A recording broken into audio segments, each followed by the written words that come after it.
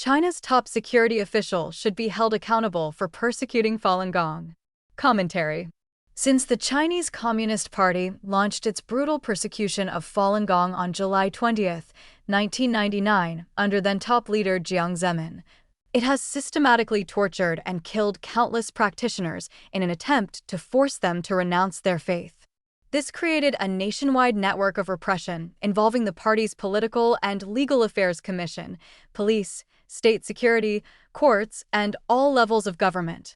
Chen Wenqing, a current member of the CCP Politburo, a top decision-making body, and head of the Central Political and Legal Affairs Commission, is one of the key figures driving this ongoing persecution. Chen was promoted to this position in 2022. The plaque oversees the police, courts, prosecution, and national security. Since then, Chen has been the primary figure overseeing the entire political and legal system. Under his leadership, the persecution of Falun Gong has intensified both inside China and overseas.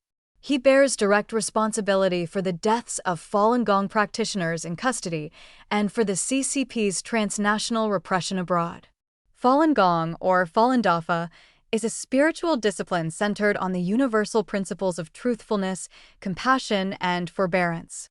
Official Chinese sources estimate that between 70 million and 100 million people were practicing Falun Gong in China before the CCP began its persecution in 1999.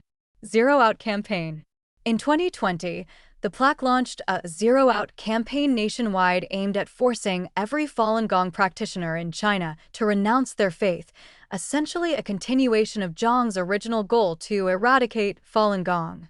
After taking office in late 2022, Chen continued and expanded this campaign.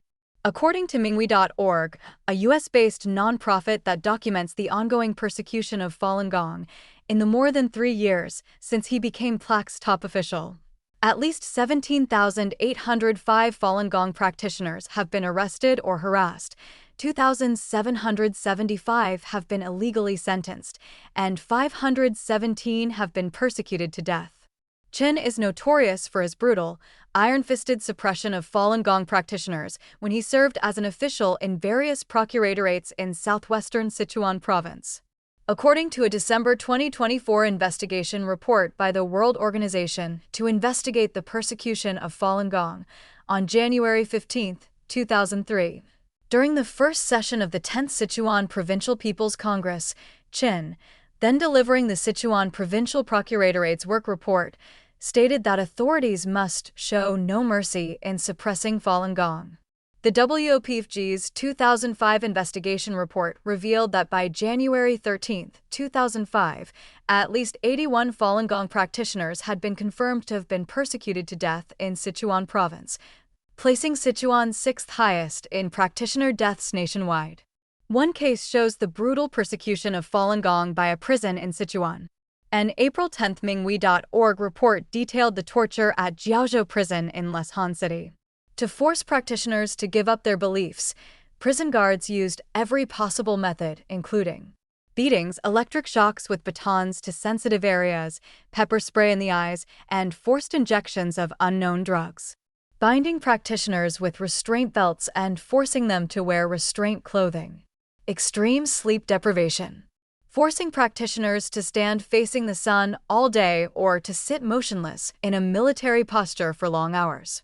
Restricting meals to just 20 seconds per meal, with only a small amount of rice, barely enough to keep them alive.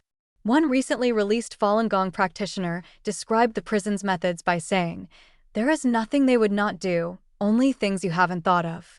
Peng Sun, a 30-year-old Falun Gong practitioner and former Sichuan TV host, was beaten to death by guards at Jiaozhou prison on December 2, 2022. Witnesses say his lips were streaked with dried blood. His chest was covered with bruises and scars, and his legs were battered. Chen's years of involvement in the persecution. Throughout his career, Chen has consistently pushed the persecution, and he has advanced steadily through his active role in persecuting Falun Gong. As early as 2002, he was appointed Prosecutor General of Sichuan, where he oversaw the arrest, prosecution, and sentencing of many practitioners.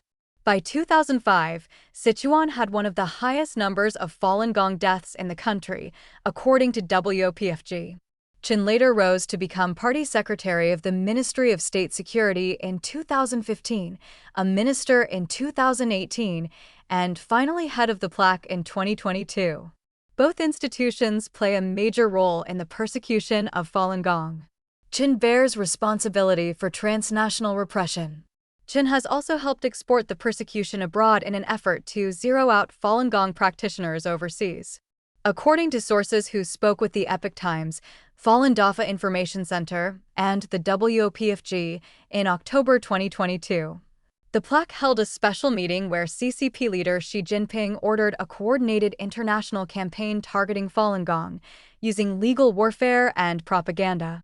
These operations are directed by the plaque and carried out by the Ministry of Public Security and the Ministry of State Security. For this purpose, the CCP has created specialized agencies overseas, such as the Anti-Falun Gong North America Office in the United States, to target Falun Gong.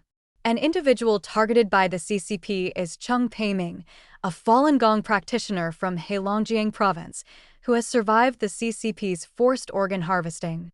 He fled China and now lives in the United States.